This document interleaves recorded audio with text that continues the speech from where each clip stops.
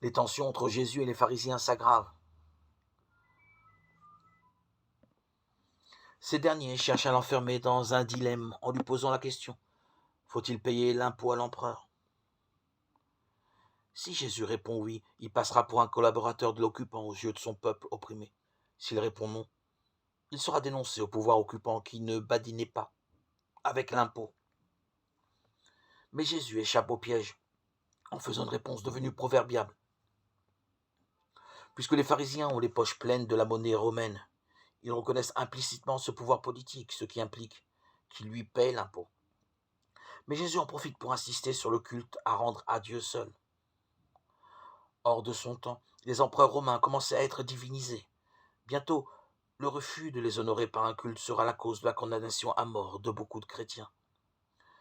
Mais ceux-ci, tout comme Jésus, sont fidèles à la foi au Dieu unique, qui a atteint sa formulation la plus claire dans le texte d'Isaïe cité: « Je suis le Seigneur, il n'en est pas d'autre ». Les fils d'Israël qui ont formulé cette profession de foi après avoir été délivrés de l'exil à Babylone par Cyrus n'avaient en aucune manière poussé la gratitude jusqu'à le reconnaître comme Dieu. Les premières communautés chrétiennes seront bientôt tiraillées entre le respect dû à l'autorité politique et le culte rendu à Dieu seul. Mais cette tension ne sera pas au cœur de leur vie selon l'Évangile.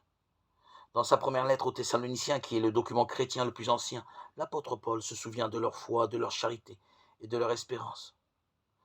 Tels sont déjà les trois piliers de la vie chrétienne: foi, charité, espérance. Dieu éternel et tout-puissant, fais-nous toujours vouloir ce que tu veux et servir ta gloire d'un cœur sans partage. Dieu qui veut te faire connaître de tous les hommes et les recueillir dans ton royaume, regarde l'étendue des champs à moissonner, envoie des ouvriers en grand nombre, qui annonceront l'évangile à toute créature, afin que de tous les peuples de la terre naissent et grandissent un peuple nouveau que ta parole assemble et soutienne.